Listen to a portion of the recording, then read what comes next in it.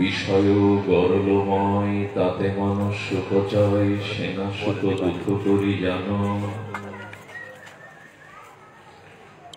কলি পাবন অবতার শ্রী শ্রীকৃষ্ণ চৈতন্য মহাপ্রভু নিখিল পরাৎপর ভক্তবৎসল সর্বজীবের আশ্রয় স্বরূপ অকারণ করুণা বরুণালয় শচীনন্দন শ্রী শ্রী গৌরহরি পরম পাবন প্রেম চিন্তামণি দাতা শিরোমণি পরম কারণী পরম দয়াল অপ্রদ পরমানন্দ শ্রী শ্রী নিতাই চাঁদের পরম অনুকম্পায় শ্রী শ্রী রাধা দামোদরে অহেতুকি করুণায় দীর্ঘ একটি মাস শ্রী শ্রী উর্যাদর নিয়ম সেবা বা কার্তিক ব্রতের আজ এই উত্থান পাবনী একাদশীর সাথে সাথে বিশ্রাম পেলেন। ব্রত বিশ্রামান্তে ভক্ত গৃহঙ্গণে মাঙ্গলিক ভাগবতীয় ভক্তিযোগ্য অমৃতযোগ্য সুধাযোগ্যে বৈষ্ণব সেবা হরিনাম সংকীর্তন শ্রীমদ্ ভাগবতাদি এই পরম পাবনী মাঙ্গলিক সুমঙ্গল আয়োজনে শুভারম্ভে প্রারম্ভে জীবন সর্বস্ব জীবদাহন প্রাতঃস্মরণীয় পরম বন্দনীয় অস্মদীয় সদ্গুরু শ্রী ভগবান শ্রী শ্রী গুরু মহারাজের রাতুল আতুল পাবন পদারবিন্দে পরার্থ কোটি দণ্ডবৎ উন্নতি। আজ এই মঙ্গলময় আনন্দ ভাগবত নিকেতনে সম্মুখে উপস্থিত ভাগবত আচার্যবৃন্দ, সংকীর্তন রসজ্ঞ বিদ্বান, মহতি কথা প্রেমিক বৈষ্ণবজন, সাধুজন, মহন্তজন, সুধীজন, ধর্মশীলা শ্রদ্ধাশীলা দেবী মূর্তি ভাগবতীয় মাতৃ শক্তি মাতৃগণ, সকল ভক্তচরণে সশ্রদ্ধ দণ্ডবৎ প্রণতি। সুধীজন, ইহারে করিয়া জয় এড়ানো না যায়, সাধু কৃপা বিনা আর নাহিত উপায়। একটি জিনিস আমরা জয় করতে পারি না নিজ চেষ্টায়, তা হল মায়া। ভগবানের বহিরঙ্গা দুর্দর্য মায়া আমাদের শক্তিতে জয় করা সম্ভব নয়। এমনকি মায়ার ফাঁদে মাঝে মাঝে ব্রহ্মাও কাঁদে। এই জন্য আমাদের পক্ষে সম্ভব নয় মায়া জয় করা। আর মায়া জয় না করলে, মায়ার সিংহাসন থেকে নেমে না এলে আমরা ভগবান রাজ্যে প্রবেশ করতে পারবো না। প্রেম ভক্তি অধারায় থেকে যাবে। আজ এই মায়া জয়েরই কিঞ্চিত আস্বাদনা। কি করে মায়াকে আমরা জয় করতে পারবো? শ্রীগুরু মহারাজ, শাস্ত্র মহাজনগণ তাদের অনুভূতি, শাস্ত্র অনুভূতি যেভাবে আমাদের জ্ঞাত করেছেন, জানিয়েছেন, সেই দিব্য আলোকেই, সিদ্ধান্ত আলোকেই কিঞ্চিত আলোচনা। সর্বোপরি বলি, এই যে নিয়ম সেবা আজকে বিশ্রাম পেল, শেষ হলো, নিয়ম সেবা বিশ্রাম পায় না। কারণ ভগবানের সেবা অনিয়মে হয় না, নিয়মেই হয়। এই জন্য নিয়ম সেবা বিশ্রাম পায়নি, সমাপ্ত হয়নি। অনন্ত জন্ম, অনন্তকাল শাস্ত্র নিয়মেই ভগবানের সেবা। একমাত্র যে উচ্চতা সাধন, ত্যাগ, তিতিক্ষা, ভগবত অনুরাগী ভজন, হরিকথা শ্রবণ, দান, ধ্যান, বৈষ্ণব সেবা করলাম, তাতে মায়া জয় হলো তো? মায়াকে কিছুটা জয় করতে পারলাম তো? ভোগ, মোহ, লালসা, বৃত্তি, প্রবৃত্তি, হিংসা, বিদ্বেষ গেল তো? এটা সমীক্ষার দিন আজ। আমার কি মনে হয় জানেন, এখানে যদি একটা কন্যার বিবাহ হয়, কন্যার অভিভাবকগণ বহু অর্থ ব্যয় করে আলোকসজ্জা সুসজ্জাদি করে অতিথি সেবা পরায়ণ হয়ে বহু বাজি বাজনা করে মেয়েটাকে বিয়ে দিল। বিবাহিত কন্যা যদি শ্বশুরালয়ে গিয়ে শ্বশুর বাড়ির প্রতি তার শ্রদ্ধা সেবা ভাবনা না আসে, স্বামীর প্রতি অনুরাগ না আসে, গুরুজনদের প্রতি কর্তব্যবুদ্ধি না আসে, শুধু বাপের বাড়িরই আসক্তি থেকে যায়, এই বিবাহ এত অর্থ ব্যয়, এত আলোকসজ্জা, এত আয়োজন বৃথা হয়ে যাবে। এক মাস ব্যাপী এত আয়োজন, এত উচ্চ সাধনা, এত তপস্যা, এত আহার সংযম, এতে যদি কিঞ্চিত মায়া জয় না হয়, তাহলে জানতে হবে সব আয়োজন বৃথা। একটা নিয়ম হলো, বিবাহের পরে কন্যা শ্বশুরালয়ে গেলে তার নূতন জীবন, নূতন পরিচয়, নূতন অনুরাগে তার পুরনো স্মৃতিগুলো ধীরে ধীরে কমতে থাকে। অর্থাৎ পিত্রালয়ের প্রতি তার যে দায়িত্ব, কর্তব্য, মায়া, এটা কমে শ্বশুর বাড়ির প্রতি তার মমতা, কর্তব্যবোধ, সেবা পরায়ণতা বৃদ্ধি পায়। এটা স্বাভাবিক। তেমনি যিনি যথাযথ রূপে ব্রত করেন, নিরপরাধে ভজন করেন, যিনি নিষ্ঠা সংকল্পপূর্বক এই ব্রত করেন, জানবেন তারও কিছুটা মায়া কমবে, আসক্তি কমবে সংসারের প্রতি। তবেই বোঝা যাবে আমি ভগবানকে, ব্রতকে, উচ্চাদরকে বরণ করেছি। এখন আজ কিন্তু সাধকদের এটি সমীক্ষার দিন। এক মাস পূর্বে আমি যে অবস্থানে ছিলাম, আমার মানসিক স্তর সেখানে আছে কি? এই সমীক্ষা প্রত্যেকটি সাধককেই করতে হবে। এখন আমরা মায়ের কথা বলছিলাম। সত্য, রজতম এই তিন গুণের সাম্যাবস্থা, যে ভগবানের বহিরঙ্গা শক্তি মায়া, ইহাকে এড়িয়ে যাওয়া সম্ভব নাই, ইহাকে জয় করা ঠাকুরমশাই বলছেন অসম্ভব। ইহাকে করিয়া জয় এড়ানো না যায়। তবে উপায় একটা উনি বলেছেন, সাধু কৃপা বিনা আর নাহিত উপায়। একটা জিনিস কিন্তু এখানে উনি বললেন, সাধু কৃপা বিনা আর নাহিত উপায়। উপায়টি, সমাধানটি তিনি এই পয়ারে দিয়ে গেলেন, এই কটি অক্ষরে দিয়ে গেলেন। সাধু কৃপা, মহৎ কৃপা। দেখুন, রঘুপতি রামচন্দ্র রাজি বলছেন মর্যাদা পুরুষোত্তম রাবণ বধের জন্য বনবাসে গিয়েছিলেন কিনা আমি জানি না, কিন্তু এইটুকু জানি শবরীকে কৃপা করার জন্যই গিয়েছিলেন। রাবণ বধ তিনি অযোধ্যা থেকে করতে পারতেন, স্বয়ং শক্তিমান তত্ত্ব, কিন্তু শবরী যে তার প্রতীক্ষায় আছে, গুরু বাক্যকে যথাযথ রূপে মূল্যায়ন করে বসে আছে, রাম আসবে। তোর এই কর্ণকুটিরে তুই শ্রীরামের পদপ্রতীক্ষায়, সেবা ভাবনায় নিত্য নিরন্তর অবিচ্ছিন্ন তৈল ধারায় প্রভুর চরণ স্মরণ কর। প্রভুর জন্য ফুল বিছিয়ে দে, যাতে প্রভুর কমল চরণে কাকর না ফোটে, কণ্ঠ বিদীর্ণ না হয়। ফুলের মালা গেঁথে রাখবি, ফলগুলো তুলে, মিষ্টি ফলগুলো ঘরে সুরক্ষিত রাখবি। প্রভু তোর দুয়ারে আসবে। মাতঙ্গ ঋষি শ্রী গুরুদেবের এই আশীর্বাদে শবরী বসে আছে। শবরীর জন্য প্রভু এসেছিলেন, তার চরণ কৈকর্য কৃপা প্রেম ভক্তি দান করেছিলেন, তার স্বরূপ রাজ্যে ফিরিয়েও নিয়েছিলেন তার এই প্রিয় ভক্তকে। কিন্তু যাওয়ার আগে শবরীর দুটি প্রশ্ন ছিল, বড় মার্মিক জিজ্ঞাসা। শবরী বলছেন, প্রভু, কোন ভক্তির দ্বারা তোমার চরণে আমার মতো জীব তোমাকে প্রাপ্ত হবে বলে যাও। তো সেখানে শ্রী রামচন্দ্রের মুখারবিন্দ হতে প্রথম যে উপদেশ দুটি এসেছিল, বড় অদ্ভুত। সেটি আমাদের গ্রহণ করার মতো পরম অমৃত তত্ত্ব দিয়ে গেলেন এই মর্যাদা পুরুষোত্তম।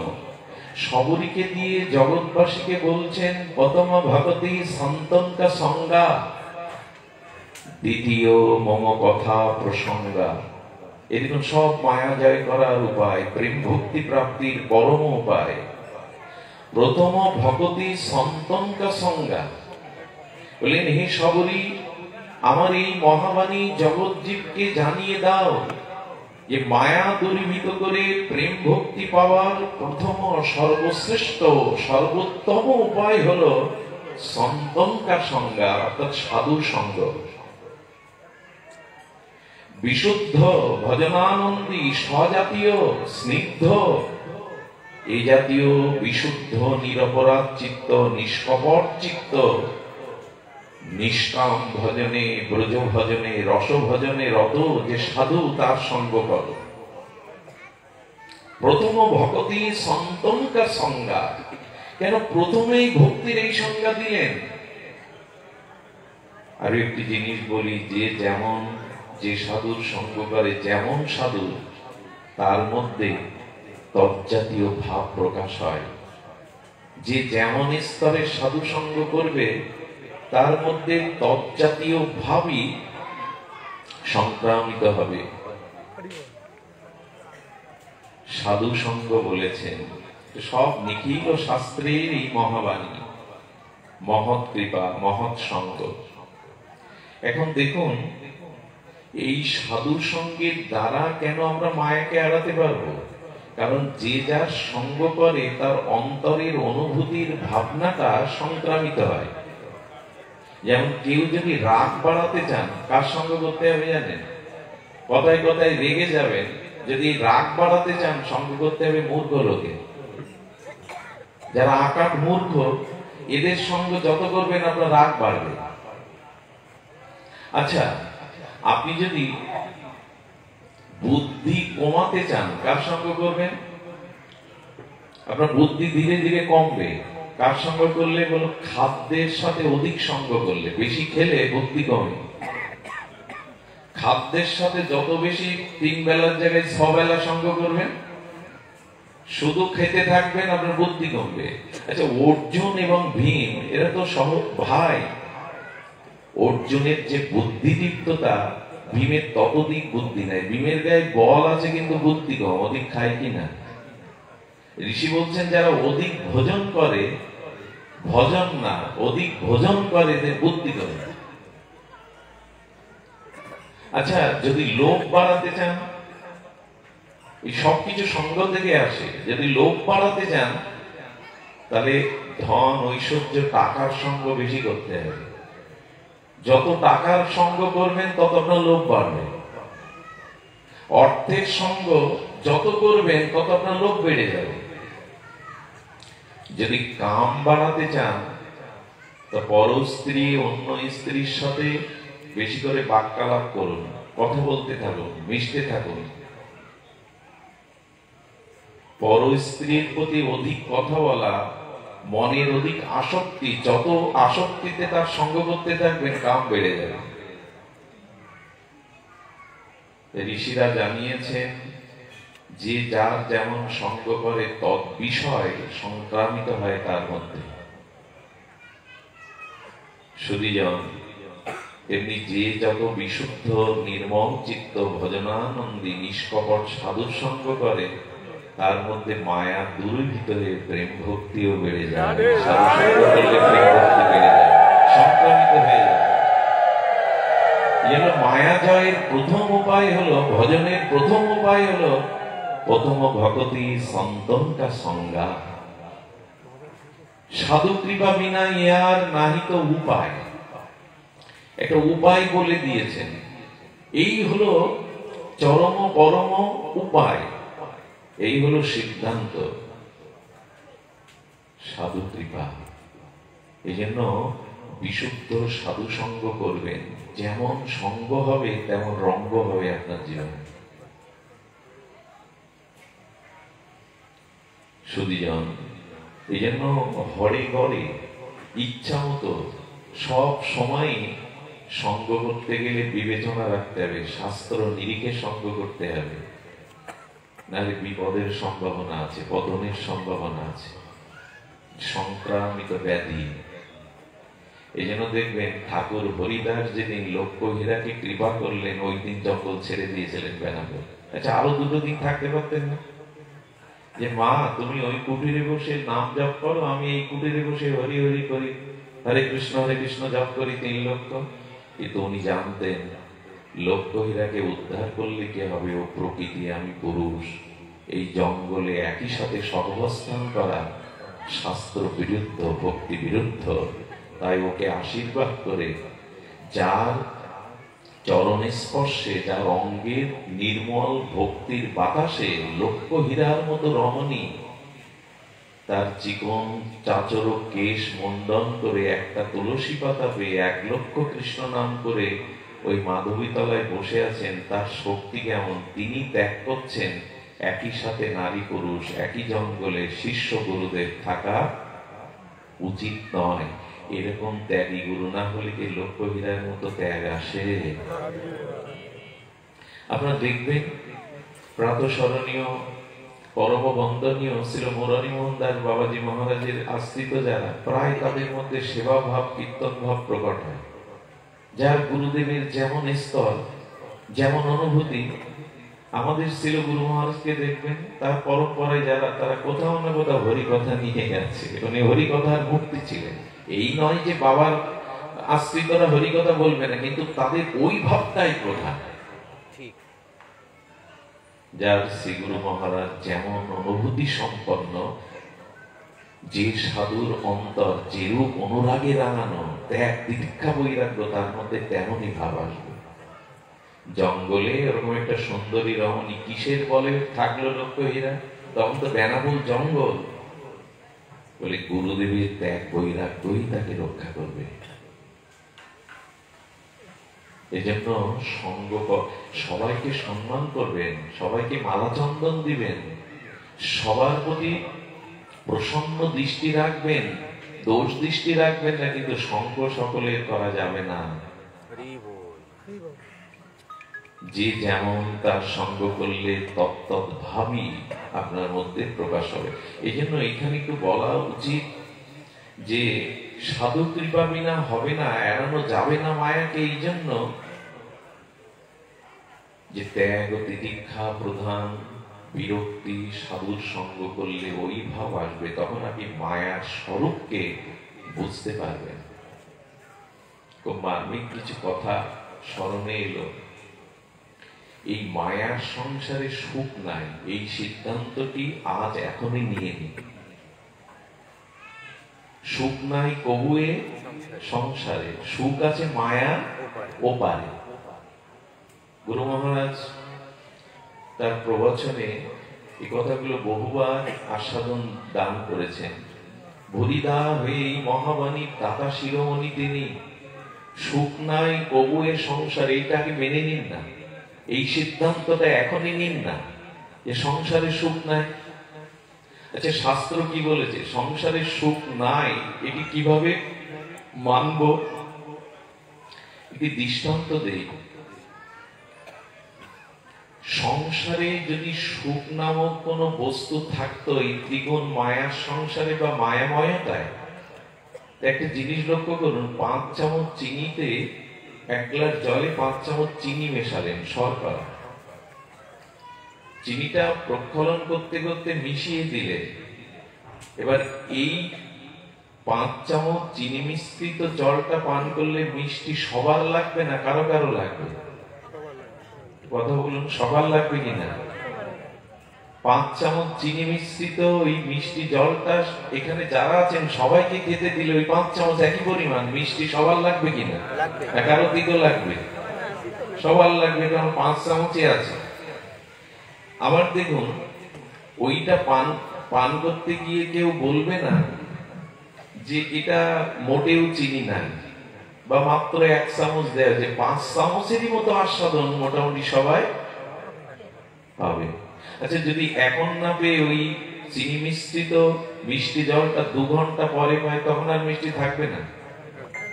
থাকবে কিনা?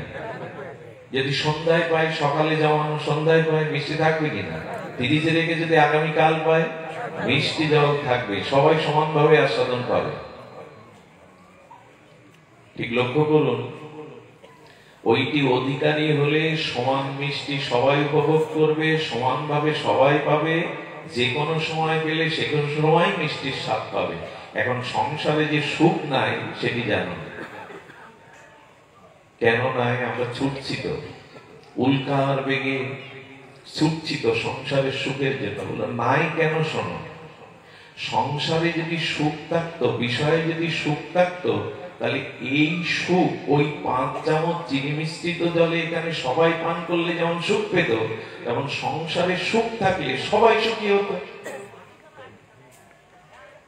সংসারে সবাই সুখী কি আপনারা?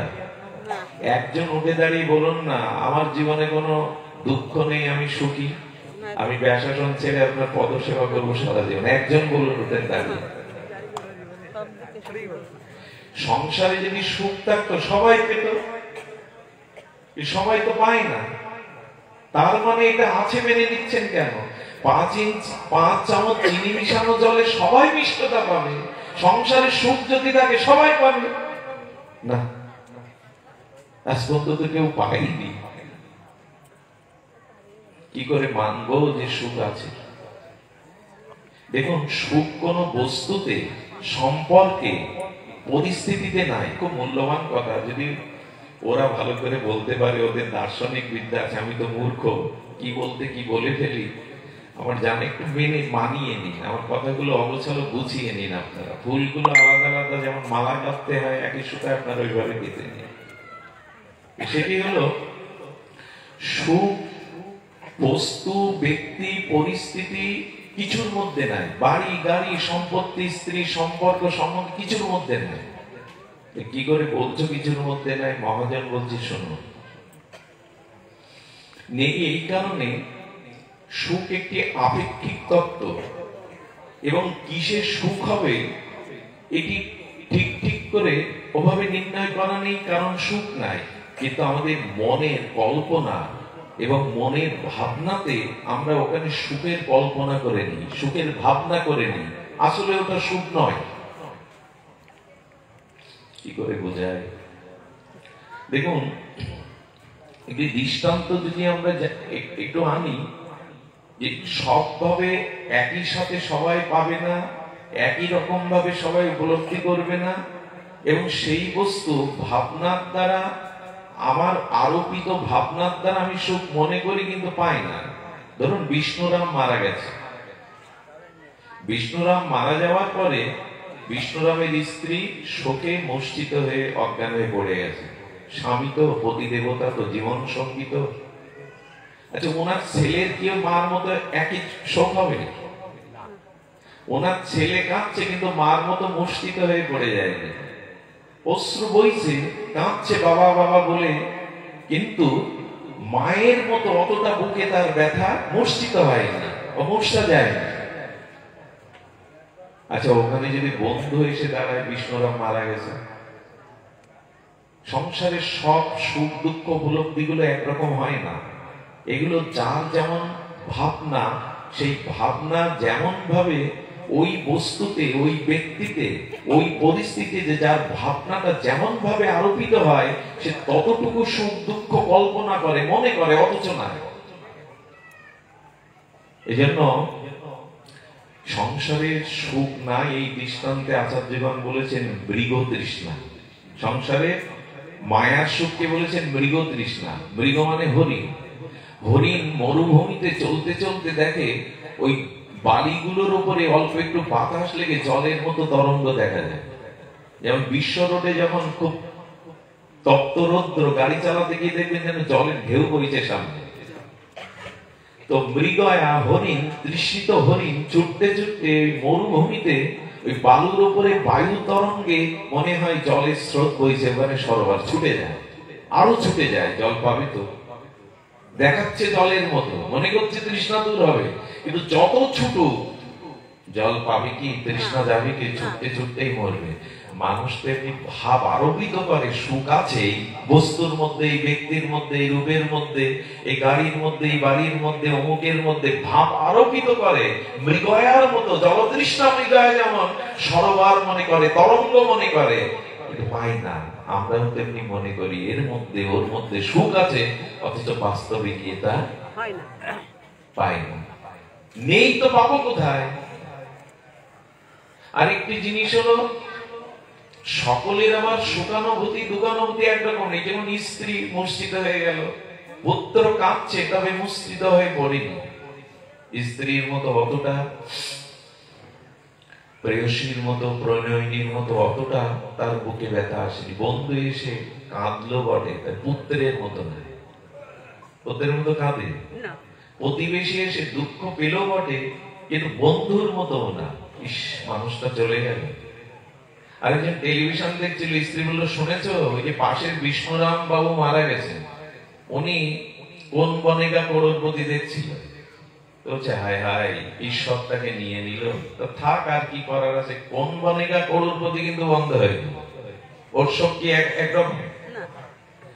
আচ্ছা, এই শোকে বিষ্ণুরাম মারা গেছে, সবাই কষ্ট হচ্ছে, কিন্তু একজনের আনন্দ হচ্ছে। কার জানেন? 5 লাখ টাকা ওনার কাছে গোপনে ধান নিয়েছিল, চুক্তি করেনি, লেখালেখি হয়নি, আর ও দেওয়ারও সামর্থ্য নেই। বলে বিষ্ণুরাম মারা গেছে। বলে, ভগবান কি তোমার দয়া, কি তোমার করুণা, আমি এই টাকা কোথা থেকে দেব? কোনো চুক্তি নেই, লেখাজুকি নেই, বেঁচে গেছি ভগবান। সংসারে বস্তু ব্যক্তিতে সুখ থাকলে সমভাবে থাকতে, কিন্তু সমভাবে নাই। বস্তু ব্যক্তিতে সুখ নাই, সমভাবে নাই। একজন আনন্দ করছে, একজন অল্প কাঁদছে, একজন বেশি কাঁদছে, একজন মসজিদে, ওই যে যার ভাব যেমন আরোপিত হয়েছে ওই বস্তুতে, সে তেমনি পাচ্ছে। যেমন সুখের ভাব আরোপ করছেন, রূপে, যৌবনে, অর্থে, বিলাসে সুখ আছে, ভাব আরোপিত করছেন। মৃগয়ার মতো জল নাই এখানে, সুখ নাই এখানে। এই জন্য আজ পর্যন্ত কেউ সুখী হয়নি। সুখ নাই কবুলের সংসারে, সুখ আছে মায়া। মায়াকে নিয়ে কেন আসছি? সুখ মায়ার ওপারে, এপারে না। আচ্ছা, এই কথা যখন আমরা বলছি, একটা প্রশ্ন কিন্তু গুণীজন থেকে আসতে পারে, তো সংসারে সুখ নাই, তো এত লোক তবে সংসারের পিছনে ছুটছে কেন? এরা যদি বুঝে থাকে, আর তোমরা যদি বুঝিয়ে থাকো সংসারে সুখ নাই, তো আটকে ধরে আছি কেন? তখন তো সবাই সন্ন্যাসী নিয়ে যেত, ভগবানের পথে চলে যেত। নাই নাই বলছো, বুঝাচ্ছ যুক্তি দিয়ে, দর্শন দিয়ে। এত লোক, বিশ্বের 800 কোটি লোকের মধ্যে সন্ন্যাস নিয়েছে কয়জন? ত্যাগ বৈরাগ্য নিয়েছে কয়জন? সবাই তো সংসারে পিছনে ছুটতে। বলে এর কারণ কি? আচ্ছা, আপনারা শুনলেন সংসারে সুখ নাই, মেনে নিলেন যে সংসারে সুখ নাই? অত সোজা? যদি জানতাম সুখ নাই, দেখুন জানাটা ঠিক ঠিক হচ্ছে না। 1 মিনিটে আপনার ত্যাগ এসে যেতে পারে। কয় মিনিটে? 1 মিনিটে যদি শাস্ত্রীয়, গুরু প্রদত্ত শাস্ত্রীয় যথাযথ জ্ঞান আপনার বিবেকে বিচারে এসে 1 মিনিটে আপনার ত্যাগ এসে যাবে। প্রমাণ নিন। জঙ্গলে হারিয়ে গেছেন, 5 দিন মুখে কোনো অন্ন জল যায়নি, মরমর অবস্থা, জড় জড় অবস্থা। হঠাৎ যদি কেউ রূপোর থালে, সোনার গ্লাসে 56 ব্যঞ্জন বড় থালায় করে এনে দেয়, দেরি করবে না? 5 দিনের ভুভুক্ষ ক্ষুধার্ত, 56 ব্যঞ্জন, স্বর্ণ গ্লাসে জল, আর উপর থালাতে 56 ব্যঞ্জন। যেই মুঠো করেছেন, আগন্তুক যে এসেছিল খাদ্য নিয়ে, বললেন, খাবার আগে জেনে না ওতে কালকোট বিষ মেশানো। খাবেন আপনি? খাবেন? 1 মিনিটে বৈরাগ্য এলো কেন আপনার? 5 দিনের ক্ষুধা, সামনে 56 ব্যঞ্জন, এই মুহূর্তে গ্রাস তুলেছেন আপনি। যেই বলল কালকোট বিষ, এখনো প্রমাণ হয়নি, পরীক্ষা হয়নি, কেবল বলল মুখে। আচ্ছা, আগে যখন খাদ্যটা এসেছিল, তখন মন বলছিল, বুদ্ধি বলছিল মনকে, ওই দেখো খাদ্য এসেছে। মন বলছিল হাতকে, ইন্দ্রকে, হাত বলছিল মুখে তোলো।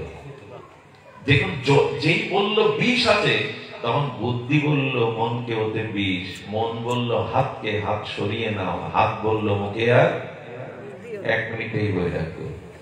আপনি যদি সত্যি সত্যি গুরু প্রেরণায় জেনে যান যে ভজনে ছাড়া, ভগবানের চরণে ছাড়া, ভজনে ছাড়া সুখ নেই সংসারে, যদি তত্ত্ব তো জানতে পারে 1 মিনিটেই বৈরাগ্য আসতে পারে। জানাটা মুখে মুখে হয়ে যায়, শোনাটা কানে কানে নিয়ে বিচারে নেই না, 1 মিনিটেই বৈরাগ্য হয়ে যেতে পারে। আমরা শুনি বটে, মানি না। আমরা শুনি বটে, সিদ্ধান্তটা গ্রহণ করি না। এই হই হুল্লোর হলো, খাওয়া দাওয়া আসা যাওয়া হলো, লাইট প্যান্ডেল হলো, মানলাম কবে? সিদ্ধান্ত মানো, চরিত্র বদলে যাবে, মুহূর্তেই বদলে যাবে, দেরি হবে না। 10 বছরের গুহার মধ্যে গাঢ় অন্ধকার যেতে 10 বছর লাগবে না, আলো জ্বালন্ত অন্ধকার সঙ্গে সঙ্গে চলে যাবে। 10 বছরের অন্ধকার 1 মুহূর্তে চলে যাবে। জ্ঞানের আলো জ্বললে, সিদ্ধান্তের আলো হৃদয়ে জ্বললে, শ্রী গুরু প্রদত্ত ভজনের দ্বারা দৃঢ় বিবেক বিচার জেগে গেলে 1 মুহূর্তে আপনার জীবনে পরিবর্তন হয়ে যাবে। সমস্যাটা কি জানেন? পরশ পাথর আর লোহা সোয়ালে শোনা হয়, হরিকথা ভাগবত কথা হৃদয়ে নিলে হৃদয়ের পরিবর্তন, ত্যাগ বৈরাগ্য আসে। একই দৃষ্টান্ত, আগুনে হাত দিলে হাত পড়ে, তেমনি হরিকথা শুনলে, সাধু সঙ্গ করলে ত্যাগ বৈরাগ্য আসে, কিন্তু না। আচ্ছা, ওই পরশ পাথর আর লোহাটা 1 চুল পরিমাণে যদি মিশতে বাকি থাকে, ফাঁকা থাকে, দুটোই আছে, কাছাকাছি আছে, 1 চুল পরিমাণ ফাঁক রয়েছে, লোহা শোনা হবে তো? ওইটুকু ফাঁক আছে, শোনা হবে না। যেন আমরা হরিকথা শুনি, কানে ভালো লাগে, শব্দগুলো মধুর লাগে, সোয়ায় না, আচরণে। আচ্ছা, আগুনে হাত দিলে হাত পড়ে, ঠিক না। বিষ খেলেই মরে যায়, এটা ঠিক না। আগুন জ্বলছে, আপনি খুব দ্রুত বেগে হাতটা দিয়ে বের করে নিলেন, পড়বে? একটু সময় লাগবে চামড়াটা স্পর্শ করানোর জন্য। আগুন জ্বলুক, হাত দেন, টেনে আনুন। আগুনে হাত দিলে হাত পড়ে, এরকম নয়, কিছুটা তদাত্ম প্রাপ্ত করতে হয়। অনেকেই বলে কি, একবার হরিনামে সব পাপ যায়, শাস্ত্রে আছে, এটা শাশ্বত সিদ্ধান্ত। কিন্তু কখন যাবে? যদি অপরাধ না থাকে, নাম অপরাধ না থাকে, তখন একবার বললে হবে। তেমনি ওই আগুনের মধ্যে হাত দিলে, বিষ খেলে আপনি মরবেন না, 2 ঘন্টাও মরবেন না চিকিৎসা না করলে। বিষ যদি গলা পর্যন্ত থাকে, লাঞ্চে না ঢোকে, বিষ গালে করে রেখে দিন, গাল জ্বালা করবে, মাথা ঘুরবে, কিন্তু মরবেন না। লাঞ্চে বা রক্তে যতক্ষণ না মিশে যাচ্ছে, বিষ আপনাকে মারবে না। গালে নিলেই মরে মানুষ। অনেকে একটু রাগ টাগ করে, বইয়ের উপর অভিমান করে গালে দেয়, গেলে না, ও মরে না, অস করলেই সুস্থ হয়ে যায়। এই জন্য বলা হচ্ছে কি, সিদ্ধান্তটা মেনে নিন। জেনে নিলে হবে না, শুনে নিলে হবে না, মেনে নিতে হবে। সংসারে সুখ নাই, এটা মেনে নিতে হবে। পরশ পাথরকে 1 চুল পরিমাণ আলাদা রাখলে লোহা সোনা হবে না। আগুনে হাত ঢোকালে হাত পুড়বে না, কিছুক্ষণ রাখতে হবে। বিষ খেলেই মরবেন না, বিষটা লাঞ্চে রক্তের সাথে মেশানোর সময় দিতে হবে। সুধীজন, আচ্ছা, একটা ঘটনা ঘটে গেল। ওই বিষ্ণুরাম ডাক্তার মৃত ঘোষণা করে গেল, কি আয়ু তার বাকি ছিল, 20 মিনিট পরে স্পন্দন সরে আবার বেঁচে গেছে। তখন কি হবে?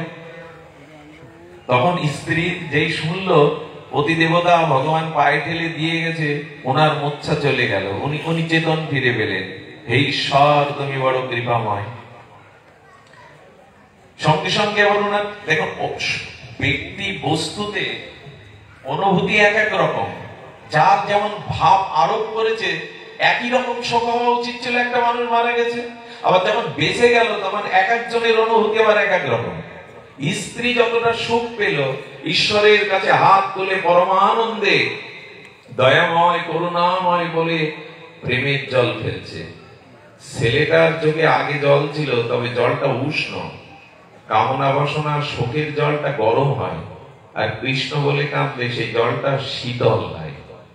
একটা উষ্ণ জল, একটা শীতল জল। কৃষ্ণ বলে কেঁদে দেখবেন ওই জলটা লাল, গাঢ়, শীতল। আর কামনা বাসনার জন্য বিষয়ের কান্নাটা উষ্ণ, ওই জলটা বেশ নোনতা। এই বিষয়শ্র প্রেমশ্র একরকম না। এই জন্য ছেলে কাঁদছে, তবে আগে উষ্ণ জলে কাঁদছিল, এখন শীতল জলে কাঁদছে। আনন্দে, আগে কাঁদছিল শোকে, এখন আনন্দে চোখে জল আসছে। বন্ধুও কিন্তু বলল, বাহ, এ তো মিরাক্কেল ঘটে গেল, ঈশ্বরের এত কৃপা, বন্ধু বেঁচে গেল, বাহ, খুব ভালো হয়েছে। প্রতিবেশীরা বলল, ভাগ্যে ছিল, আয়ু ছিল। আর যে টিভি দেখছিল, কোন বলেগা করুণপতি, সে কিন্তু টিভি দেখা বন্ধ করেনি। সে কিন্তু বলে যাচ্ছে তো ভালোই ঘটলো, কিন্তু একজনের আবার দুঃখ চলে এলো। ভগবান যারে নিয়ে নিলে আবার কেন ফিরিয়ে দিলে? এক একজনের মনের ভাব আরো বস্তুতে, ব্যক্তিতে যেমন, তার প্রাপ্তিও তেমন। আমাদের একটা ভাব এসেছে, আরোপ করেছি যে রূপের মধ্যে, অর্থের মধ্যে, গাড়ি বাড়ির মধ্যে সুখ আছে। এর ভগবান বললেন নাই, গুরুদেব বললেন, সুখ নাই কবু এ সংসারে, বিষয় গগনময়, তাতে মানো সুখ চাই, সেনা সুখ দুঃখ করি জানো। ঠাকুর মশাই বাণী তো নয়, মহামন্ত্র। যে সুখটাকে আরোপ করেছো, মনে করেছো এটা দুঃখ, এটা মেনে নাও, এটাই সিদ্ধান্ত, এটা সুখ নয়। সুখ এরা দেবে কি করে? এদের কাছে সুখ নাই তো। সুখ, আনন্দ, প্রাপ্তি আছে সব ভগবানের কাছে, ভজনের কাছে। এই জন্য অনিত্যম অসুখম ইমম প্রাপ্য ভজস্বমম। গীতার এই মন্ত্রটা একটু সাইনবোর্ড করে রাখুন হৃদয়ে। অনিত্যম অসুখম, এই জগতে অনিত্য, কিছু থাকবে না, আর এটা অসুখ। একমাত্র আমার ভজনেই আছে আনন্দ, আমার ভজনের মধ্যেই আছে আনন্দ। গীতার এই ছোট্ট কিন্তু ব্যাপক অতহল স্পর্শী সাগরের মতো গাম্ভীর্যময় এই বাণী, সুখ নাই এখানে, অনিত্যতা আর অসুখের দুষ্ট, একমাত্র আমার ভজনের মধ্যেই প্রকৃত সুখ আছে। শুধুজন, এই জন্য সুখ মায়ার উপারে, ভগবানের বহিরঙ্গা শক্তির মায়ার ক্ষমতাটাও আমরা জানি না। দৃষ্টান্ত এসছে, পুরনো দিনে, অতীত দিনে রাজা সম্রাট এরা থাকতো। এখন এদের হাত যুদ্ধ হতো তলোয়ার দিয়ে, কামান দিয়ে। তো যে রাজার, যে সম্রাটের সেনারা পরাজিত হতো, সেখানে রাজার পরাজয় হতো কিনা? আবার বলি, সেনাদের, সৈন্যদের পরাজয় হলে রাজার পরাজয় হয় কিনা? হয়। তেমনি গোবিন্দ বলছেন, মায়া আমারই শক্তি, মোহ মায়া। মায়াকে কেউ যদি পরাজিত করতে পারে, জানবে সে আমাকেও পরাজিত করেছে, আমি তার অধীন হয়ে গেছি।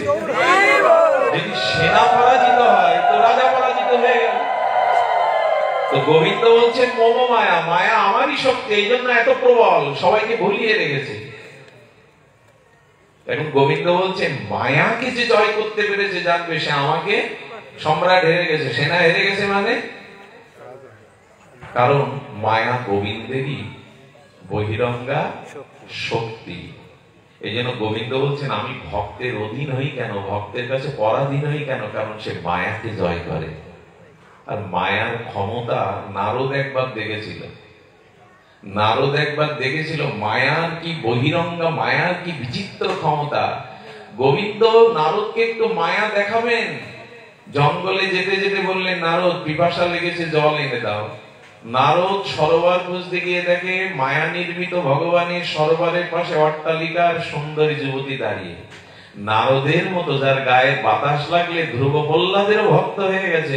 আর একটা কথা বলি, পৃথিবীতে সাধু সঙ্গ ছাড়া ভক্তি কারো হয়নি, তার প্রমাণ শাস্ত্রে। প্রহ্লাদের ভক্তি এসেছে দেবশ্রীবাদ নারদের কাছ থেকে, তাও গর্ভে থাকাকালে। ধ্রুব মহারাজের ভক্তি এসেছে, তাও শ্রীপাদ নারদের কারণে। এমনকি নারদজির পূর্বজন্মের ভক্তি কারণ, সাধুদের সঙ্গের কারণে। আজ পর্যন্ত কোথাও একটা দৃষ্টান্ত নাই যে গুরু কৃপা, বৈষ্ণব কৃপা, সাধু কৃপা ছাড়া কারো ভক্তি হয়েছে, একটা দৃষ্টান্ত আপনি দেখাতে পারবেন না। এই জন্য তো এত প্রথম ভক্তি সন্তঙ্কা সংজ্ঞা, সাধু সঙ্গ ছাড়া ভক্তি হতে পারে না, ভগবান ভক্তি আপনাকে দেবে না। এই জন্য সাধুদের প্রতি শ্রদ্ধাশীল হন, সাধুদেরকে মান্যতা দিন, সাধুদের চরণ ধুলিকে বহুমানন করুন, সাধুর চরণ ধৌত জলকে বিনা বিতর্কে কুতর্কে পান করুন, সাধুর অধরামৃত পান করুন, যাতে ভক্তির বল আসে। যুক্তিতে এখানে কাজ হবে না। আজ আমাদের সাধু সঙ্গ আছে, শ্রদ্ধা নাই। শ্রদ্ধাহীন হলে তো হস্তি স্নানের নাই সব বিফল। তো নারদ সুন্দরী যুবতীকে দেখে বলছে, তোমার পিতা আছে বাড়িতে? বললো আছে। পিতাকে বললো, এই কন্যাকে আমার সাথে বিয়ে দিন। নারদের রূপ তেজময়, বিয়ে দেয়া হলো। 12 বছর সংসার করলো, 3 বাচ্চা কাচ্চা হলো। ওদিকে গোবিন্দ বসে আছে, জল আনতে গেছে নারদ তৃষ্ণা।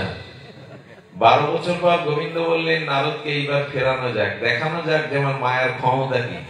ঝড় তুললেন, প্লাবন তুললেন, ঘর ভেঙে গেল ঝড়ে। আর প্লাবনে জলশ্বাসে নারদ যখন ভেসে যাচ্ছে, তখন স্ত্রীকে বলতে, আমার কাঁধ ধরো। একটা পুত্রকে কাঁধে, 2টো পুত্রকে কোলে, স্ত্রীকে বলছে কাঁধ ধরো।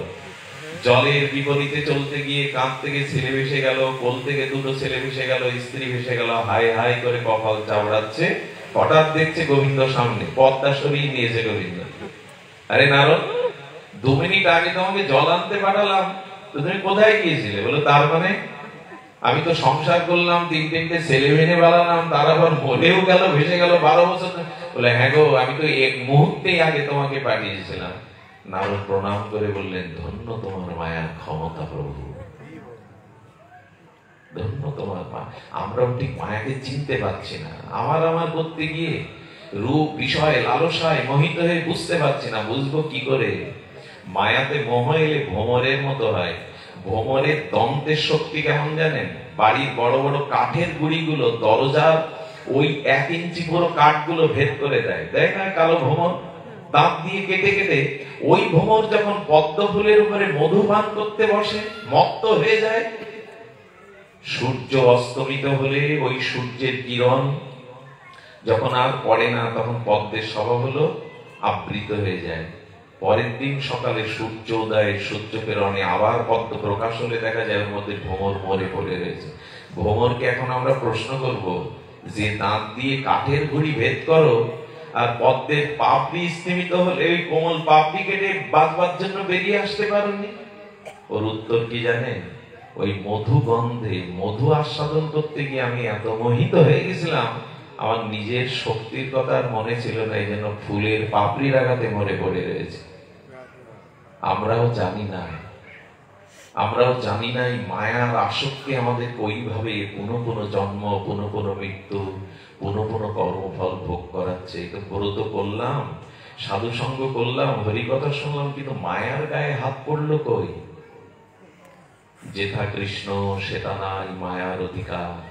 কৃষ্ণকে হৃদয়ে বসান, ঠাকুরানীর চরণকে হৃদয়ে স্মরণ করুন, শ্রী গুরু মহারাজের কাছে নিজেকে আত্মসমর্পণ করে দিন। এছাড়া এড়ানো যাবে না, এড়ানো যাবে না। আমরাও খুব ভেসে গেছি। বানর শিকার করতে কি করে জানেন আগেকার মানুষ? বানরেরা মশলাযুক্ত বাদাম খাদ্য খুব ভালোবাসে। তো কুমোরের কাছ থেকে খুব একটা সুন্দর করে ছোট কলসি বানিয়ে আসতো, যে কলসির মুখটা বানরের হাত সরাসরি ঢুকতে পারবে, সরু করে রাখা। আর ওই কলসির মধ্যে মশলা দিয়ে ভেজে রেখেছে মামফলি, বাদাম ইত্যাদি ছোলা ভাজা। আর বানর ওই গন্ধে এসে দেখে কেউ নেই, কেউ নেই। ওই গন্ধে আমোদিত হয়ে কলসির মধ্যে হাত ঢুকলো, হাত দিয়ে কি নিতে চেষ্টা করলো? ওই যে বাদাম আছে, মশলা যুক্ত ছোলা আছে, ওইগুলো যখন মুঠোর মধ্যে নিল, তখন মুঠোটা বড় হয়ে গেল কিনা? আর শিকারীর আবেগ দেখুন, শিকারীর বুদ্ধি দেখুন, ওই হাতটা সরল ভাবে ঢোকানো গেছে, কিন্তু যেই মুষ্টিবদ্ধ করেছে সেই আর হাত। আচ্ছা, ও কিন্তু বেঁচে যেতে পারতো শিকারীর হাত থেকে, যদি ভাবতো যেভাবে ঢুকিয়েছিলাম এই মশলার খাদ্যগুলো ছেড়ে দিয়ে আবার সরল ভাবে তুলি। কিন্তু ওই যে ধরেছে, ওই লোভা ছাড়তে রাজি না, হাত আর ছাড়ছে না, শিকারে এসে ধরলো। এই জগতে শব্দ, স্পর্শ, রূপ, রস, গন্ধ এগুলো খুব মশলার মতো। এগুলো আমাদের জন্য মায়া দিয়ে রেখেছে, আর আমরা মায়ার ফাঁদে পড়ে ওই যে মুঠো ছেড়ে দিলেই হয়, কিন্তু মুঠো ছাড়বো না। মুঠো ধরলে বড় হয়ে গেছে, আর ওই সরু পথ দিয়ে বেরোচ্ছে না। আমরাও আটকে গেছি, যে যাই বলি আটকে গেছি। আমার না হলে হবে না। আরে বাছুরটা মায়ের দুধ ছাড়লো, তাতে কি হলো? মা গাভী আর বাছুরের খুব খোঁজ নেয় না। পাখিটা উঠতে শিখলো দুটো ডানা মেলে, মা পাখি আর খুব খোঁজ নেয় না। আর আমাদের ছেলে মেয়ে বড় হয়ে গেল, এইবার নাতি নাতনি নিয়ে টানাটানি। আমার সোনা আমার মনা, আর কবে ছাড়বা তুমি? বাছুর দুধ ছাড়লে মা তাকে ছেড়ে দেয়, পাখা দিয়ে উঠতে শিখলে পাখি ছেড়ে দেয়, তুমি এখন আবার নাতি নাতনি। এক মা পাঠায় আসে আমাদের দিকে, আর ওই কোলে প্রস্রাব করে দেয়, মল ত্যাগ করে দেয়, আর চুল ধরে টানে। হরিকথা শুনতে দেয় না, কেউ কেউ আর চোখে তাকায়, তবু ছাড়াছাড়ি নেই, বুঝতেই পারছে না ওই যে মায়া। দেখুন কি অদ্ভুত কথা, আমি মারা গেলে না, আমার এখনো নাতি হয়নি, যদি হয় আমার কোলে আর দেবে না। শ্মশানে দেখতে যাচ্ছে, আমি দাদুকে আর একবার দেখবো, দাদুকে বাড়ি থেকে কোথায় নিয়ে গেল, শ্মশানে নিয়ে আপনার বুকে দেবে না। একটু সতর্ক হন। ঠাকুর মশাই বললেন না, উনি বলছেন ইহাকে করিয়া জয় এড়ানো না যায়। ঠাকুর মশাই এও বলে দিয়েছিলেন, স্ত্রী পুত্র বান্ধব যত মরি যায় শত শত, আপনারে হও সাবধান। সাবধান আর আমরা হয়েছি। আমাদের এখন ওই নাতি নাতনি নিয়ে, ওই ঘর নিয়ে, ওই আসবাব এত কিছু গুছিয়েছেন ঘরে, গোছানো আমার আপত্তি নেই, টিভি ফ্রিজ অমুক তমুক গুছিয়েছেন, মরার পরে একটা কলসি দিল, তাও ভেঙে আসলো। যদি জিজ্ঞাসা করা যায় তোমার এই শখের জিনিসগুলো দিল না, টিভি ফ্রিজ গুলো দেবে না, তোমার সাথে এত ভালোবেসে কিনেছিলে, বলে দেবে না। এই মায়াতেই পড়ে গেছি। কত কান্নাকাটি, পুরনো জামাটা দূষিত হয়ে গেছে, বাবার গায়ে ছিল, চিতায় দাও, কিন্তু সোনার আংটি দেবে না, হাত থেকে খুলে নেবে। ছাতাটা বাবার চিতায় দাও, যে কাতায় শুয়েছিল মলমূত্র ত্যাগ করে, যে কাতা কি আর কেউ ব্যবহার করবে? বাবার খুব পছন্দের কাতা, এই বালিশ দিয়ে দাও, কিন্তু সোনার আংটি খুলে নেবে। ওটা বাবার শখের, এ বলবে না। কম বুদ্ধি আমাদের, কম চালাকি। আজকাল শ্মশানে আমার একটা জিনিস হয় দাদা, বালিশ গুলো ছিঁড়ে, আমি এটা দেখে আমাদের নাম করতে ডাকে, এখন বৈষ্ণবদের মরার পরে নাম করতে ডাকে। বৈষ্ণবদেরও সম্মান খুব দেখায় আমরা, ধরে মরে গেছে একটু নাম করে দিয়ে দাও, মরার পরে বৈষ্ণব ডাকে একটু হরি নাম করে দিয়ে, বেঁচে থাকতে শোনায়নি। তারপরে দেখি কি বালিশ গুলো ছেড়ে যদি কিছু ওর মধ্যে রেখে যায়, কত চালাকি আমাদের। এই মায়ার ফাঁদটা বুঝতে পারছি না আমরা। এই বানর এটা মুট করে ধরেছে, ওই গন্ধে আর হাত মুঠো হয়ে গেছে, বেরোতে পারছে না। গোবিন্দ বললেন সাবধান হও, সাপকে গলার মালা করে পড়তে যেও না। সাপের গায়ে ডিজাইন করা আছে, মালার মতো মনে হয় গোল হয়ে পড়ে থাকলে, কিন্তু মালা করে পড়তে যেও না, চোল খেতে হবে। আমরা সুখ ভেবে মালা করে পড়েছি মায়াকে, আমার আমার করে, এখন দংশনও খাচ্ছি। সুধীবৃন্দ, মায়ের একটা দৃষ্টান্ত মনে পড়লো। আমি তো আসলে তেমন শাস্ত্র জানি না, ওই ছোট ছোট দৃষ্টান্ত দিয়েই যা বোঝানো পথ চলা। আচ্ছা, আপনি আমাদের চৈতন্যদার বাড়ি এসছেন, ধরুন মনে করলাম 3 তলা বাড়ি, 2টো গেট আছে, আর গেট গুলোর এখন দুর্দশা। আগের গেটে লেখা থাকতো সুস্বাগতম, এখন লেখা থাকে বিনা অনুমতিতে প্রবেশ নিষেধ। আগে স্বাগতম জানানো হতো, আগে লেখা থাকতো সত্যম শিবম সুন্দরম, আগে লেখা থাকতো সত্যমেব জয়তে, এখন লেখা থাকে কুকুর হতে সাবধান।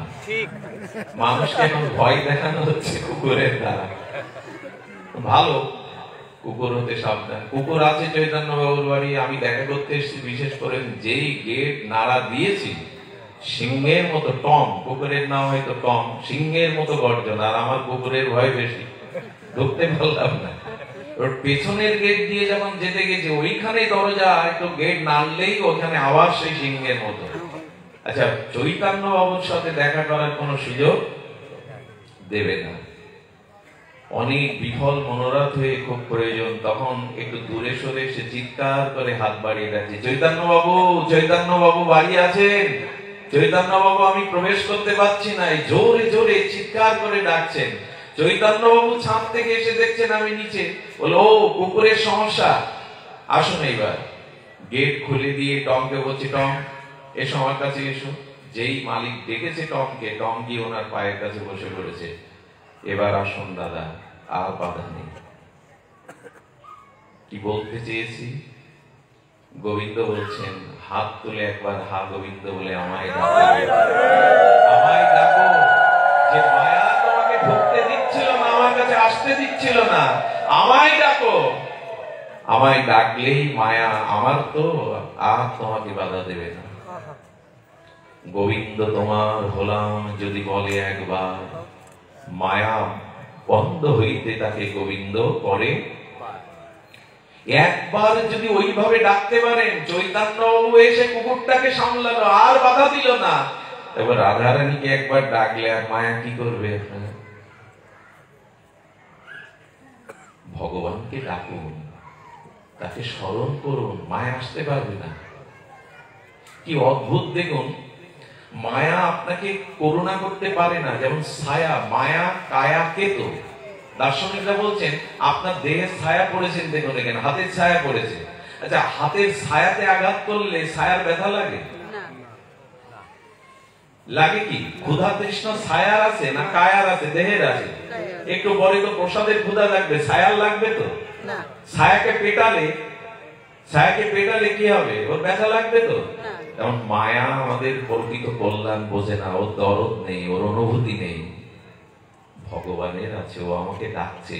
মায়া আপনাকে ঘোল খাওয়াবে, কিন্তু গোবিন্দকে ডাকলেই মায়া মায়া করে হাতছানি দিয়ে ডাকছেন। ও আপনার দরদ বোঝে না, ও আপনার মর্মস্পর্শী ব্যথা বোঝে না। হা গোবিন্দ বলে ডাকুন, ব্যথা দূর করবার জন্য ব্যথা হারিয়ে এসে হাজির হবে। কাকে ডাকতে হয়?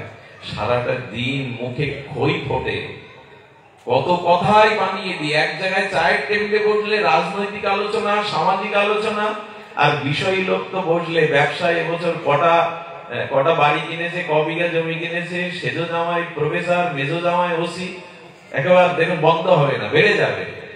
আবল তাবল বকছো, কিন্তু এই জিহ্বা দিয়েছিল গোবিন্দ গোবিন্দ বলার জন্য, রাধা বলার জন্য। কতবার বললে দিনে? বিষয় গল্পের তো ফেনা তুলে দিলে মুখে। কৃষ্ণ কথা কতবার বললে? হা কৃষ্ণ বলে কতবার ডাকলে? আবল তাবল শুধু বকে গেলাম। ঠাকুর মশাই এখানেও সাবধান করেছেন, আন কথা না বলিব, আন কথা না শুনিব, সকলই করিব পরমার্থ। চাকরি ব্যবসা যতটুকু করতে হয়, কথা বলতে হয়, না হলে জীবন চলবে না, অতটুকু বলো। অন্য সময় আন কথা শোনো না, বলো না, পারমার্থিক কথা বলো, ভগবানের কথা বলো। কথা কি করে জানেন? ভগবানের কথা মায়াকে দূরে সরে যায়। কতবার মনে পড়ে কথা।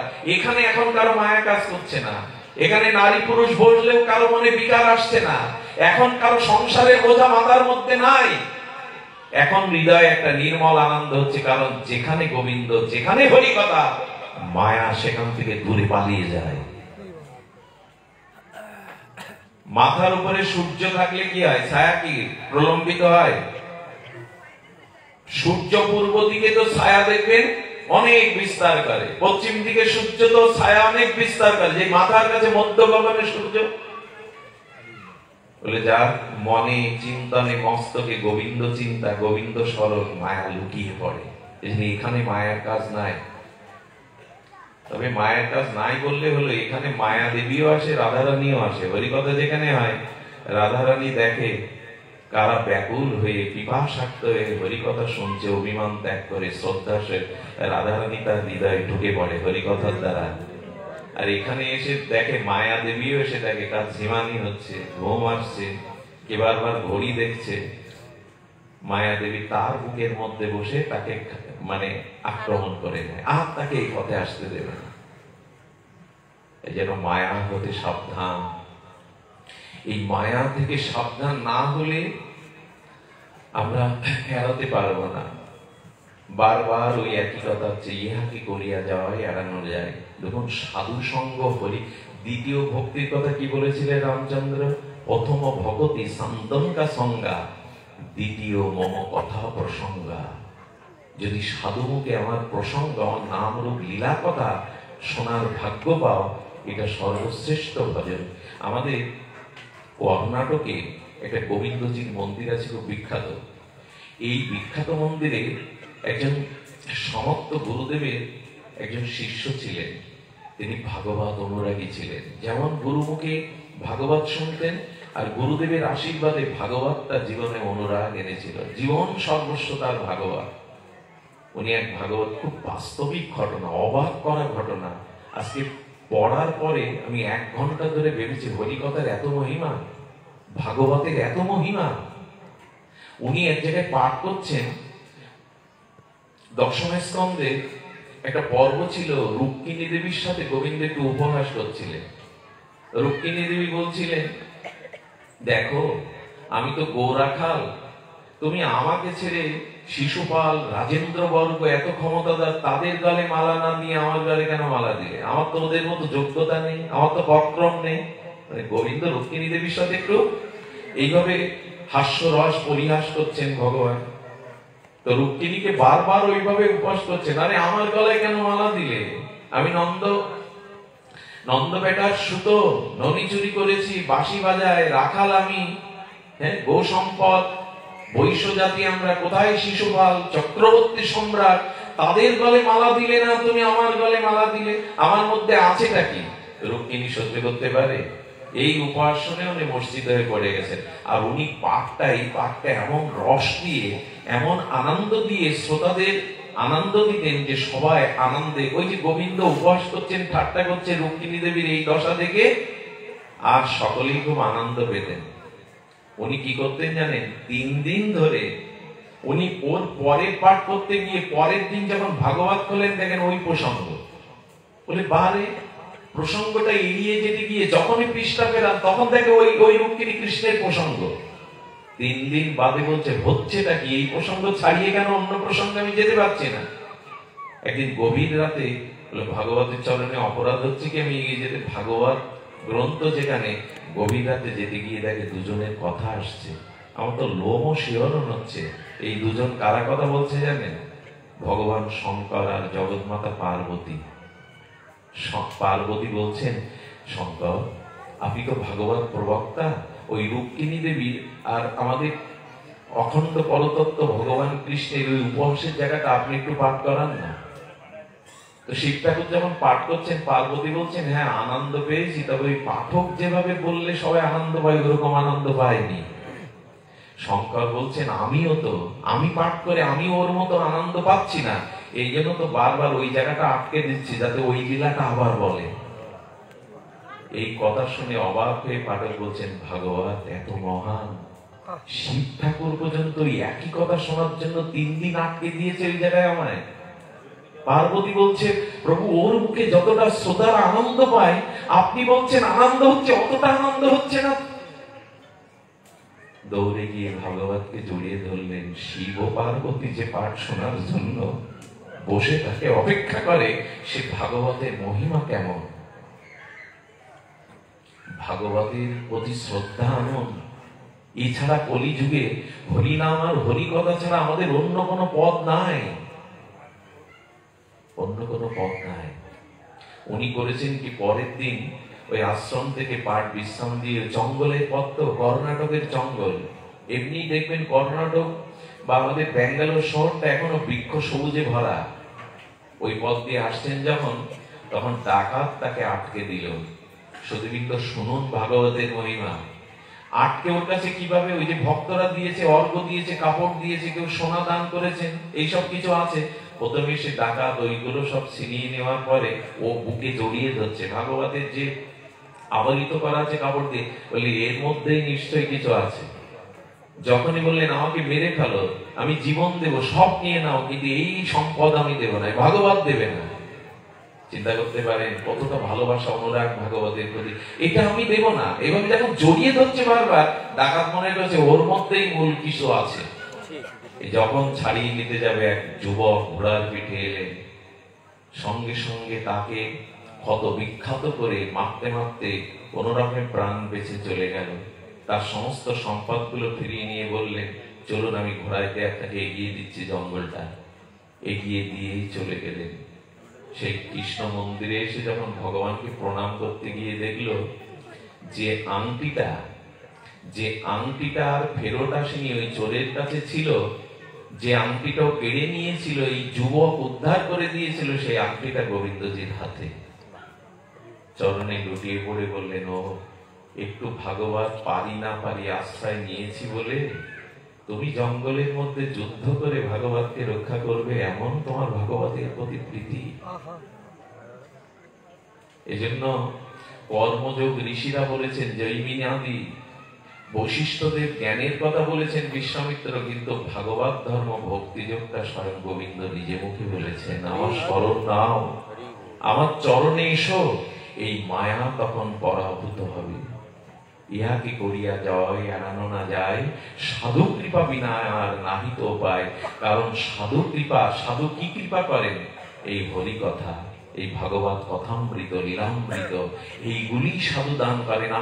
এখানে যারা ব্যাসপীঠে বসেন অন্য কিছু দেন না তো আপনাদের গাড়ি বাড়ি সম্পত্তি মালা চন্দন তো নয়, হরি কথামৃত, লীলামৃত, এগুলি আমাদের জীবনে এই মায়াকে আমরা এগিয়ে যেতে পারি। আমি আগেই মৃগ বলেছি, মৃগ তৃষ্ণা বলেছি। একবার জনক রাজা অষ্টবক্র মণিকে বলছেন, মায়ার পরিভাষাটা আমাকে জানাবেন হে গুরুদেব, মায়ার পরিভাষা কি? সুধীবৃন্দ, অষ্টবক্র মুনি ছোট একটা বৃক্ষের ডাল ছিল, উনি তো অষ্টদয় বাঁকা, সেই বৃক্ষের ডালটা জড়িয়ে ধরে উনি বারবার চিৎকার করছেন, কে কোথায় আছো, গাছ আমাকে ধরেছে, ছাড়িয়ে দাও। আচ্ছা, গুরুদেবের এই দৃশ্য থেকে জনক রাজা কি বলবেন? উনি তো জ্ঞানী, গুরুর ওপরে কথা বলাটা বেয়াদবি হয়ে যাবে। কিন্তু গুরুদেব যখন বারবার ডাল ঝুলে পড়ে বলছে, কে আছো, কোথায় আছো, গাছ আমাকে ধরে রেখে ছাড়িয়ে নাও, বলেন, গুরুদেব ক্ষমা করবেন, আপনি ব্রহ্মজ্ঞানী, গাছ তো আপনাকে ধরেনি, আপনিই তো গাছটা জড়িয়ে ধরে বলছেন, গাছ আমাকে জড়িয়ে ধরেছে, ছাড়িয়ে নাও। বলে, তুমি মায়ার পরিভাষা জানতে চেয়েছিলে না? এটাই হলো মায়া, আমাদেরকে ধরতে চায় না, আমরাই মায়াকে জড়িয়ে ধরে এখন বলছি মায়া আমাকে ধরেছে। মায়া, আমরাই তো মায়াকে জড়িয়ে ধরেছি, ছেড়ে দিলেই তো হয়। আমরাই জড়িয়ে ধরে বলছি মায়া আমাকে ধরে রেখেছে। এই জন্য মায়া কূপ হতে, এই ভব সংসারের কূপ হতে একবার ভগবানের স্মরণ নিন, তার চরণে সমর্পিত হন, তবেই তিনি মামেব যে প্রবর্তন্তে মায়া মৃতাং তরন্তিতে, দ্বিতীয় পথ খোলা নেই। গুরু কৃপা, বৈষ্ণব কৃপা, সাধু কৃপা, ভগবত কৃপা নিয়ে আমার চরণে ভজন করো, স্মরণ নাও, আমি তোমাকে এই মায়া মুক্তি দেব, আর কেউ দিতে পারবে না। কবে আর বুঝবো, কবে আর হৃদয়ে বিবেক জেগে উঠবে, এই বিচার কবে জেগে উঠবে? তবে একটু বলি, ওই যে বললাম, যদি এই কথাকে জেনে না নিয়ে মেনে নেন তাহলে কাজ হবে। আগেই বলেছি, বৈরাগ্য 1 মিনিটে আসতে পারে। এই দেখুন একটা দৃষ্টান্ত ব্রজের বাবাদের মুখে শুনেছিলাম, খুব ভালো লাগবে। যারা এখানে বিজ্ঞজন আছেন, একটু মরমী শ্রোতা আছেন, এমনি একটি মেয়ে ছোটবেলা থেকে ধনির দুলালি 3 বেলা আইসক্রিম চায়। কারো কারো এখন শখ থাকে না, ভাত না হোক আইসক্রিম চায়। তো আইসক্রিমটা 16 বছর পর্যন্ত এক নাগাড়ে খেয়ে গেছে, ভাত না খেলে আইসক্রিম চায়। মেয়েটা বড় লোকের বাড়ি বিয়ে হলো, যখন বিদায় হয় না, তখন মেয়ের বাবা মা এসে ছেলের অভিভাবকদের বলছেন, ক্ষমা করবেন, আমার এই মেয়ের একটা স্বভাব তৈরি হয়ে গেছে, 16 বছর আইসক্রিম ছাড়াও বাঁচে না, কৃপা করে এর অপরাধটা ক্ষমা করে ওকে যদি 2টো করে আইসক্রিম প্রতিদিন দেন, ও ভাত না খেলেও, কিছু না খেলেও থাকতে পারে, কিন্তু আইসক্রিম না খেলে চলবে না। মেয়েটার বিয়ে হলো, আইসক্রিম চলতে লাগলো, 1 বছর 3টে করে আইসক্রিম। কিন্তু গর্ভবতী হলো, যখন 4 মাস গর্ভবতী না, তখন ওই বরের বাড়ির এক বৃদ্ধা এসে বললেন, শোনো মেয়ে, 16 বছর আইসক্রিম খাচ্ছ, খাও, এখানে 1 বছর চালিয়ে যাচ্ছ, চালাও, এখন আর আইসক্রিম খাওয়া যাবে না। বলো, আমি ছাড়তে পারবো না। বলে, তোমার জন্য ছাড়তে বলতে পারছি না, তোমার গর্ভে যে এসেছে না, এখন যদি আইসক্রিম খাও, ওর বুকের দোষ, সর্দির দোষ, বিভিন্ন বক্ষব্যাধি এসে দেখা দেবে, ও কিন্তু সুস্থ থাকবে না। যেই শুনেছে সঙ্গে সঙ্গে, এই দেখুন বৈরাগ্য কেন হয়, মায়া দূর হয় কি, ওই কথার প্রতি সিদ্ধান্ত রূপে জেনে নিন। বলে, ওর অসুখ হবে, ওর বক্ষব্যাধি হবে, বলে তাহলে আইসক্রিম ছেড়ে দেব। কেন ছাড়লো? ওর প্রতি মমতা। আমার গর্বের ছেলে তো, ওর অসুখ হলে আমার তো ভালো লাগবে না, আমার তো সুখ হবে না, ও যদি অসুস্থ হয় আমি মা সুখী হব কি করে? ওই সন্তানের প্রতি গাঢ় মমতার কারণে 16 বছরের 17 বছরের অভ্যাস ত্যাগ করে দিল। সাধু মুখে হরিকথা শুনতে শুনতে যখন গোবিন্দের প্রতি মমতা জন্মাবে, ভালোবাসা জন্মাবে রাধারানীর প্রতি, তখন ওই আস্ত্রী মতাতে মায়ার মোহ এমনি আর কি ছেড়ে দেবে। ভগবানের প্রতি মমতা আনন্দ। তাহলে এই যে মায়া, ওই যে 16 বছরের অভ্যাস ত্যাগ করলো, গর্ভের সন্তান তো ওর সুখের জন্য ত্যাগ করলো এক মুহূর্তে। তেমনি আমিও যদি, আপনিও যদি হরিকথা সাধু সঙ্গে শুনতে শুনতে ভগবানের প্রতি মমতা আনি না, অনন্য মমতা আসে না, গোবিন্দের প্রতি কারো অনুরাগ আসে না। অনুরাগটা কেমন জানেন? এই গরমের সময় আমার জল পিপাসা লাগে, গোবিন্দের নিশ্চয়ই পিপাসা লাগে, বারবার জল দিচ্ছেন তুলসী দিয়ে। গোবিন্দের খুব গরম লাগছে, ওখানে পাখা নাই, একটা ফ্যানের ব্যবস্থা করে দিয়েছে যাতে বাতাস লাগে। মমতা এমনি এমনি হয়। 6টা জিনিসে মমতা হয়: খাওয়া খাওয়ানো, দেওয়া নেওয়া, আর মনের গোপন কথা তাকে বলা, আর তার মনের গোপন কথা শোনা। এই 6টাতেই প্রীতি হয়, এই 6টাতেই প্রীতি সঞ্চারিত হয়। দেওয়া নেওয়া কই? ঠাকুরকে কি দিয়েছি আমি? তার প্রসাদই বা কি নিয়েছি? এই জন্য এই প্রীতি, এই প্রেম সঞ্চারিত হবে। গোবিন্দের প্রতি অনন্য মমতা এলে, রাধা ঠাকুরের প্রতি যদি মমতা আসে, এই মমতা যখনই আসবে তখনই তিনি আপনাকে রক্ষা করবেন। একটা ছোট্ট দৃষ্টান্ত দিই। আমাদের শুভঙ্করদা, আমাদের দাদাজি, এদের সামনে পাঠ করাও খুব মুশকিল। আমাদের এখানে অনুভবী জন। মুশকিল কেন বলছি বলে, বেশি ওদের মূল্যায়ন করছি না, আসলে ওরা নূতন কান্ডারি। আমি 9 বছর বয়স থেকেই ভাগবতে, দুপুরে বাসায় গিয়ে স্নান আহার করারও সময় হয়নি, ছুটছে উল্কার মতো। নিজের ঢাক পেটাচ্ছি না, বলছি এই কারণে আমাদের সময় ঘুরিয়ে আসছে, ওদেরই এখন সময়। ওদের হাতে নবজোয়ারের নব পতাকার সময়, ওদেরকে জায়গা করে দিতে হবে। ওদেরকে এই ভাগবত ধর্মের সারিতে ওদের দাঁড়াতে হবে। আমাদের মনে পড়ে এই যশোরেরই, এই ঝিনাইদহেরই গর্ব। আজকের এই বাংলাদেশের প্রতিটি প্রান্তরে ভাগবত যেভাবে পৌঁছে গেছে, তার অনন্য সৈনিক ছিলেন ভাগবত আচার্য প্রাতঃস্মরণীয় আমাদের নির্মল দাদাজি মহারাজ। এমন করে আর হবে না। আমি দূরে দাঁড়িয়ে একটুখানি দর্শনের জন্য আমিও দূরে দাঁড়িয়ে থাকতাম। কি বলে এই মানুষটা, ওর মধ্যে থেকে কে বলায় উত্তাল তরঙ্গে ভাসিয়ে দিত। তার সাথে অনেকবার পাঠ করার সুযোগ হয়েছে। শেষে তিনি কাঁদতেন আর বলতেন, বিল্লমঙ্গল দাদা, আমি থাকবো না, আমার সময় এসছে, কিন্তু আপনার প্রতি একটা দায়িত্ব দিয়ে যায়, এই ভাগবতকে আপনি প্রচার করবেন। আমি আপনাকেই আমার হৃদয়ে জানিয়েছি, আপনি রক্ষা করবেন, ছুটে যাবেন। আমাদের জোরনপুরের খোকনটা খুব ভালোবাসতেন, প্রেমে খেতে ভালোবাসতেন, নিয়ে যেতেন কত দূরে। ভাগবতকে ভালোবাসার কিছু পাগল মানুষ আছে, ওনাকে যারা ভালোবেসেছেন, আমাদের সুবল বাবু খুব করেছেন ওনার জন্য। নির্মলদার আজকের দিনে, আর সেই সময় একটা দুর্ভাগ্য, এই নেটের জগৎটা ছিল না, থাকলে ওনার পাঠগুলো আমরা অনেকটা ধরে রাখতে পারতাম। একটা অনুরোধ করি, কারো কাছে অডিও যদি পাঠ থাকে একটু আমাদের কাছে দিয়ে দিন। কিছু অডিও পাঠ যদি থাকে তোলা দিয়ে দিন। ওনার অমৃত কথা আজকের দিনে বড় বিরল। ব্রজের কত মহাত্মা ওনার পাঠ শুনতেন বসে বসে। একবার নিমাই সন্ন্যাসের কথা বলতে বলতে ছিল মোরারি মোহন দাস বাবাজি, চোখ দিয়ে বিন্দু বিন্দু লাল অশ্রু, মুখে গেজা উঠে অষ্টসাত্ত্বিক বিকারে এসে গেছিল। এমন করে মহাপ্রভু সন্ন্যাস লীলা বর্ণনা করতেন। এই জন্য নির্মলদা, আমাদের পূর্বসূরিগণ যেভাবে ভাগবত, এই জন্য বিশ্রাম নিতে পারি না, উল্কার মতো ছুটি। ওনার কথা মনে পড়ে, দাদা আমি চললাম, কিন্তু দায়িত্ব আপনার উপরে। আপনি ভাগবত ধর্মকে, এখন আমারও মনে হয় আমরা বিশ্রামের পথে, এদের খুব প্রয়োজন। ভাগবত ধর্মকে এগিয়ে নেওয়ার জন্য এদের খুব প্রয়োজন।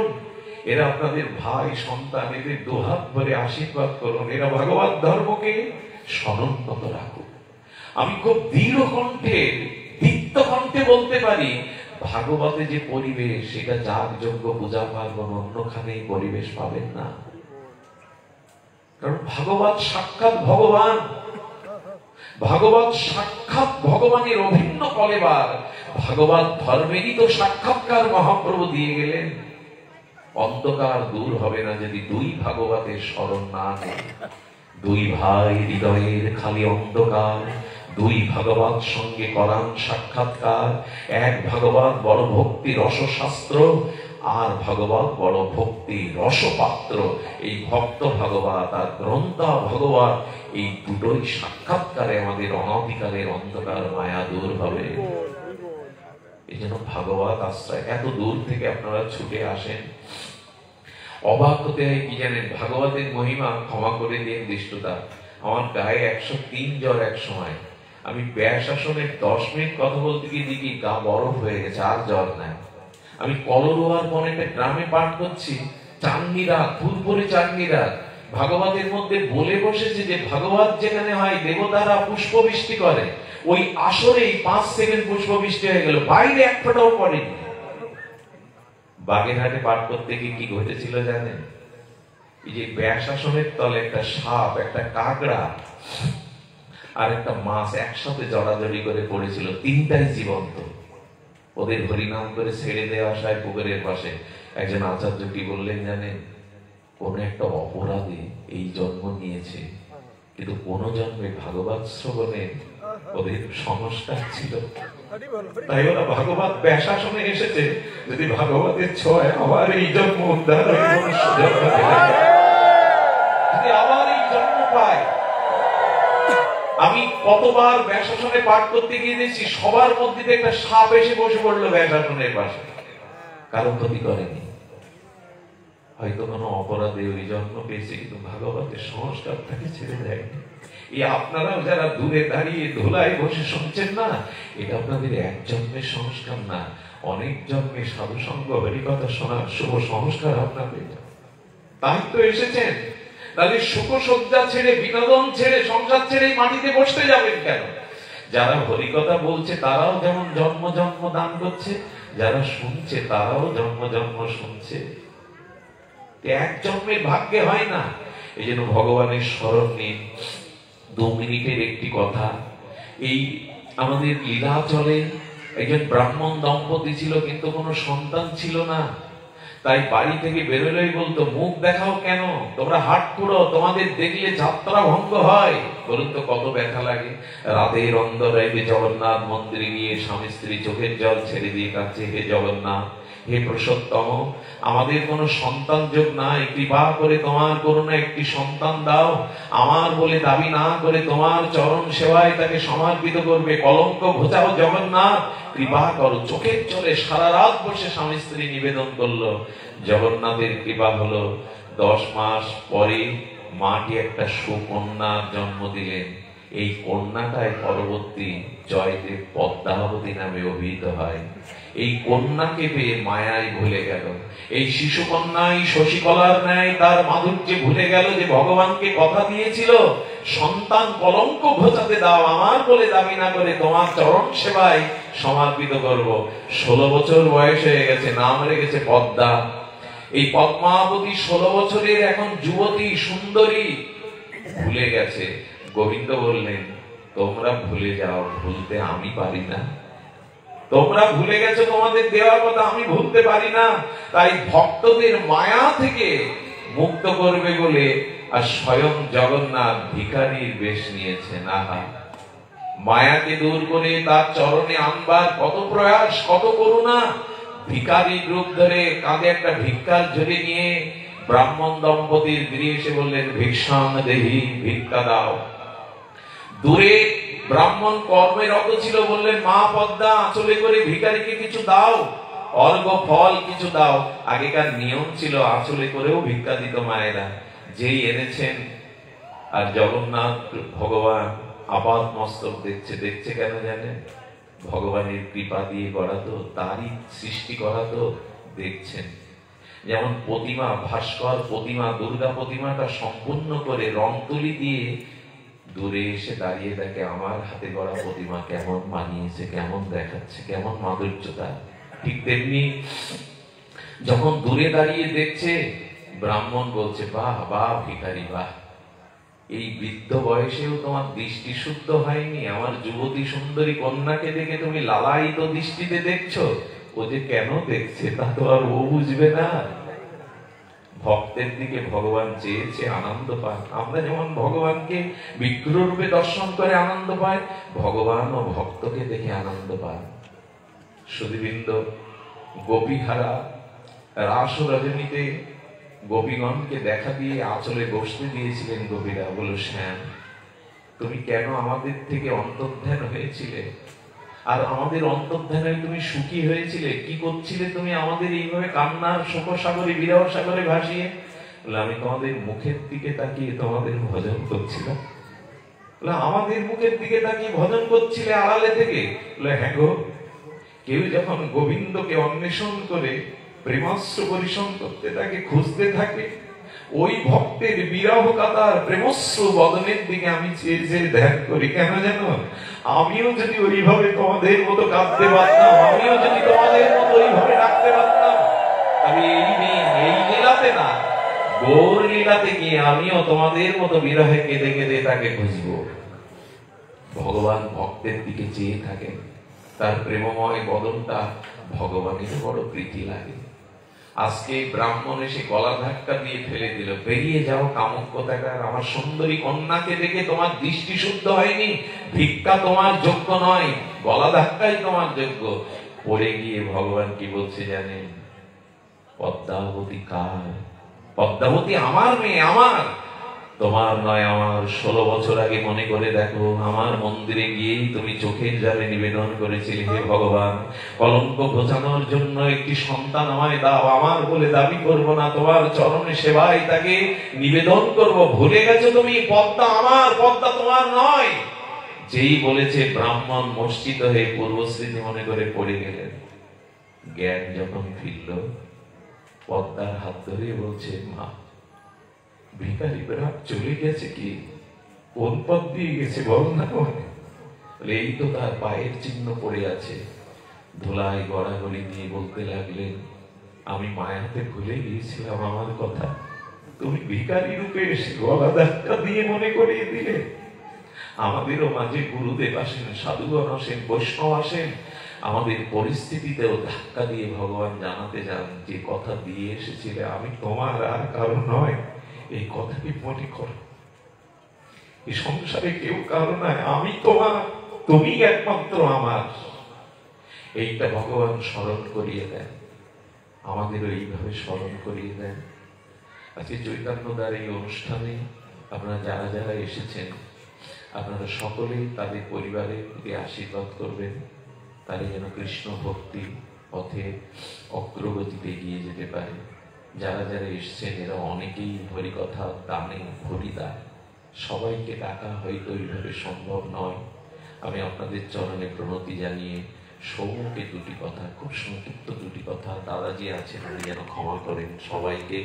আমাদের শুভঙ্কর ওরা আছে কীর্তন করবে, আমাদের দাদাজি আছেন সুভাষ দাদাজি, তার মধ্যে সমপনী দুটি কথা স্নেহের সৌমকে নিবেদন করছি, দুটি কথা পরিসমাপ্তিতে বলবার জন্য। জয় নিতাই গৌর।